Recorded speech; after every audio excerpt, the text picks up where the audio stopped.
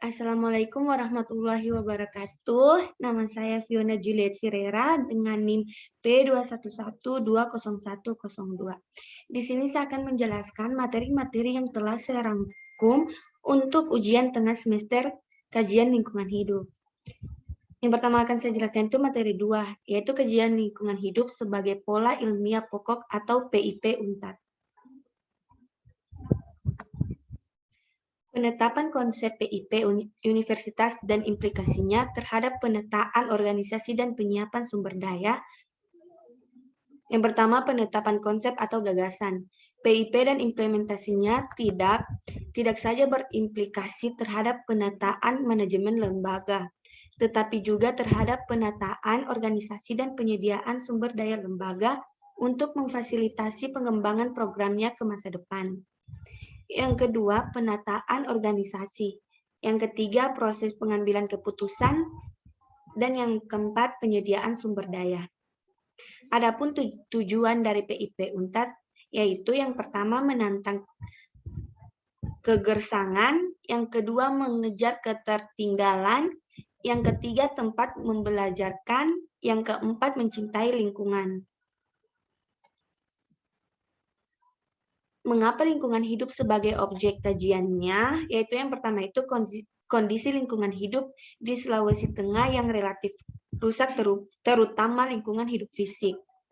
Yang kedua, kondisi lingkungan hidup sosial budaya yang relatif heterogen, baik etnis, adat istiadat maupun agama.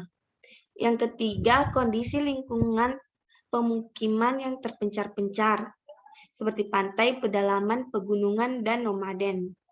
Dan yang keempat, mempunyai keanekaragaman hayati yang khas. Konsep dasar kajian lingkungan hidup. Yang pertama, lingkungan adalah kesatuan ruang dengan semua benda, daya keadaan, dan makhluk hidup, termasuk manusia dan perilakunya yang mempengaruhi kelangsungan kehidupan dan kesejahteraan manusia, serta makhluk hidup lainnya. Yang kedua, lingkungan hidup merupakan suatu ruang yang terdiri dari dua komponen utama, yaitu komponen material dan material atau abiotik, biotik dan kultur. Selanjutnya itu materi yang ketiga itu ekologi sebagai ilmu lingkungan. Ekologi sebagai dasar ilmu lingkungan. Ekologi berasal dari kata oikos yang berarti rumah atau tempat tinggal, logos yang berarti ilmu atau pengetahuan, ilmu tentang rumah atau tempat tinggal. Misalnya, ikan hidup atau bertempat tinggal berhabitat di perairan danau. Seperti perairan itu adalah sebagian kecil dari lingkungan. Di dalam danau tidak hanya hidup si ikan, tetapi juga ada makhluk hidup lain yang saling berinteraksi dan juga ada interaksi antara penyusun tempat tinggal tersebut.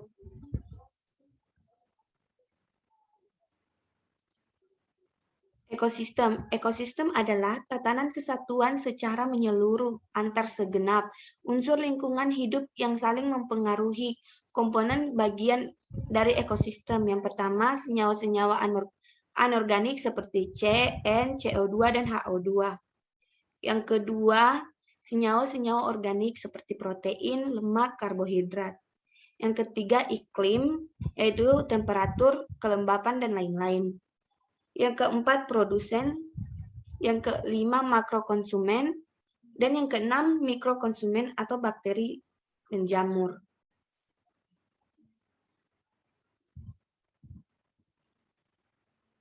Hubungan antar organisme. Yang pertama, hubungan simbiosis adalah hubungan timbal balik di antara organisme hidup yang tidak sama spesiesnya. Seperti simbiosis parasitisme, simbiosis komensialisme, dan simbiosis mutualisme. Yang kedua, hubungan sosial, suatu hubungan antar organisme hidup yang sama spesiesnya, di mana mereka membutuhkan suatu yang sama dari lingkungannya, yaitu kooperatif dan non-kooperatif. beberapa masalah lingkungan hidup. Yang pertama itu banjir, kekeringan, tanah longsor, erosi, pemanasan global, penebangan dan kebakaran hutan, lahan kritis, dan pencemaran seperti air, udara, dan tanah. Selanjutnya itu materi keempat, asas-asas ekologi. Ruang lingkup ekologi itu dari makromolekul ke protoplasma, ke sel, jaringan, organ tubuh, sistem organ, organisme, populasi, komunitas, ekosistem, dan yang terakhir itu biosfer. Yang pertama, protoplasma adalah zat hidup dalam sel yang terdiri atas senyawa organik yang kompleks seperti lemak, protein, dan karbohidrat. Yang kedua, sel adalah satuan dasar suatu organisme yang terdiri atas protoplasma dan inti yang terkandung dalam membran. Membran merupakan komponen yang menjadi pemisah dari satuan dasar lainnya. Yang ketiga, jaringan adalah kumpulan sel yang memiliki bentuk dan fungsi yang sama, misalnya jaringan otot. Yang keempat, organ atau alat tubuh merupakan bagian dari suatu organisme yang mempunyai fungsi tertentu, misalnya kaki atau telinga pada hewan, dan daun atau akar pada tumbuhan. Yang kelima, sistem organ adalah kerjasama antara struktur dan fungsi yang harmonis, seperti kerjasama antara mata dan telinga, antara mata dan tangan, dan antara hidung dan tangan. Yang keenam, organisme adalah suatu benda hidup, biasa hidup, atau makhluk hidup. Yang ketujuh, populasi adalah kelompok organisme yang sejenis, yang hidup dan beranak pada suatu daerah tertentu. Yang ke-8, komunitas adalah semua populasi dari berbagai jenis organisme yang menempati suatu daerah tertentu. Di daerah tersebut, setiap populasi berinteraksi satu dengan yang lainnya. Misalnya populasi rusa berinteraksi dengan populasi harimau di Pulau Sumatera, atau populasi ikan mas berinteraksi dengan populasi ikan mujair. Yang ke-9,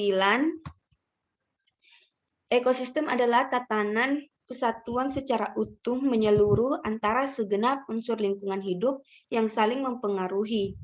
Ekosistem merupakan hubungan timbal balik yang kompleks antara makhluk hidup dengan lingkungannya, baik yang hidup maupun tak hidup, seperti tanah, air, udara, atau kimia fisik, yang secara bersama-sama membentuk suatu sistem ekologi. Dan yang terakhir, yang ke-10, biosfer adalah lapisan bumi tempat ekosistem beroperasi. Lapisan biosfer kira-kira 1000 meter di atas permukaan bumi, beberapa meter di bawah permukaan tanah, dan beberapa ribu meter di bawah permukaan laut. Batas-batas wilayah kerja dari ilmu ekologi dapat dilihat dari konsep. Selanjutnya materi kelima yaitu komponen ekosistem. Komponen ekosistem itu terbagi menjadi dua, yaitu biotik yang terdiri dari bagian hidup dan abiotik sebagai komponen tak hidup. Peran kedua komponen sama pentingnya dalam ekosistem. Ekosistem tidak akan berfungsi jika salah satunya tidak ada.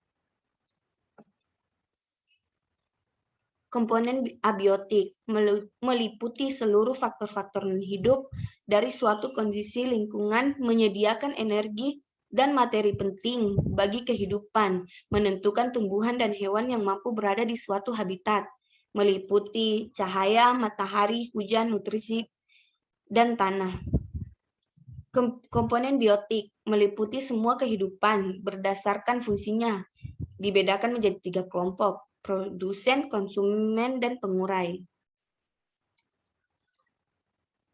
Beberapa konsep penting dalam ekosistem. Ekosistem adalah unit utama dalam ekologi yang terdiri dari komponen-komponen abiotik dan biotik. Melalui komponen-komponen inilah terjadi siklus materi dan aliran energi. Fungsi dari ekosistem adalah berkaitan dengan aliran energi dan siklus materi melalui struktur komponen-komponennya. Selanjutnya materi ke-6 yaitu hukum lingkungan. Yang pertama lingkungan hidup, yaitu kesatuan ruang dengan semua benda, daya, keadaan, dan makhluk hidup, atau termasuk manusia dan perilakunya, yang mempengaruhi kelangsungan perilaku, disiplin, dan kesejahteraan manusia, serta makhluk hidup lainnya. Yang kedua, sumber daya alam, yaitu segala unsur lingkungan atau biotik maupun abiotik yang bermanfaat dan digunakan oleh manusia untuk memenuhi kebutuhan dan keinginannya, baik kebutuhan primer yang bersifat lahiriah atau pangan, sandang, dan papan, kebutuhan sekunder yang bersifat batiniah atau estetika, maupun kebutuhan tersier, dan seterusnya yang lebih bersifat hobi ataupun pengembangan bakat. Prinsip pengelolaan lingkungan adalah pencegahan dan penanggulangan terhadap penurunan dan kerusakan kualitas lingkungan akibat terganggunya atau rusaknya tatanan ekosistem. Aspek pengelolaan lingkungan dan perlindungan ekosistem. Yang pertama itu kebijakan penataan, kedua pemanfaatan, ketiga pengembangan, keempat pemeliharaan dan pemulihan, kelima pengawasan dan pengendalian, dan yang keenam penegakan hukum lingkungan. Komponen lingkungan terdiri atas yang pertama fisik kimia seperti air, tanah, udara, dan kombinasinya. Yang kedua biologi seperti flora dan fauna serta mikroba. Yang ketiga sosekbud seperti sosek dan sosbud. Yang keempat kesling-mas seperti kesling dan kemas. Yang keenam kamtipmas seperti kammas dan tipmas. Yang keenam hankamnas. Dan materi yang terakhir itu materi yang ketujuh yaitu kearifan lokal. Secara umum maka local wisdom atau kearifan setempat adalah gagasan-gagasan setempat atau lokal yang bersifat bijaksana. Penuh kearifan, bernilai baik dan bertanam dan diikuti oleh seluruh anggota masyarakatnya. Bentuk-bentuk kearifan lokal dalam masyarakat dapat berupa nilai norma agama, nilai norma etika, kepercayaan, adat istiadat, hukum adat, dan aturan-aturan khusus. Beberapa fungsi kearifan lokal. Yang pertama, konservasi dan pelestarian sumber daya alam. Yang kedua, pengembangan sumber daya manusia, misalnya berkaitan dengan upacara daur hidup. Yang ketiga, pengembangan kebudayaan dan ilmu pengetahuan. Keempat, sebagai petuah kepercayaan, sastra, dan pantangan. Yang kelima, bermakna sosial, misalnya upacara integrasi komunal atau kerabat. Yang keenam, bermakna sosial, misalnya upacara daur pertanian. Yang ketujuh, bermakna etika dan moral. Yang ke-8, bermakna politik.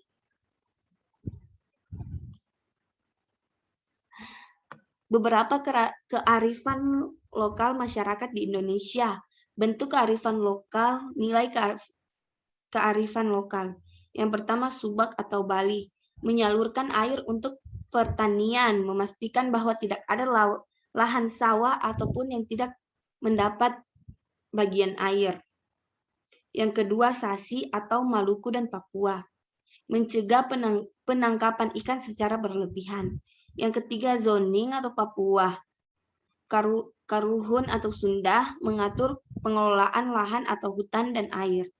Yang keempat, Leuweung atau Sunda, pengelolaan dan tata guna hutan dan lahan. Yang kelima, Mertibelik atau Jawa Tengah, memastikan kelestarian sumber air. Yang keenam, Wetu Alam atau Lombok Tengah, mengatur tata guna lahan dan pola tanam pada masyarakat. Yang ketujuh, Senguyun atau Barito Kalimantan, memandang alam dan lingkungan yang menekankan keseimbangan dan kedamaian dalam menggarap lahan dan menanam. Itu dari saya, sekian dari saya. Assalamualaikum warahmatullahi wabarakatuh.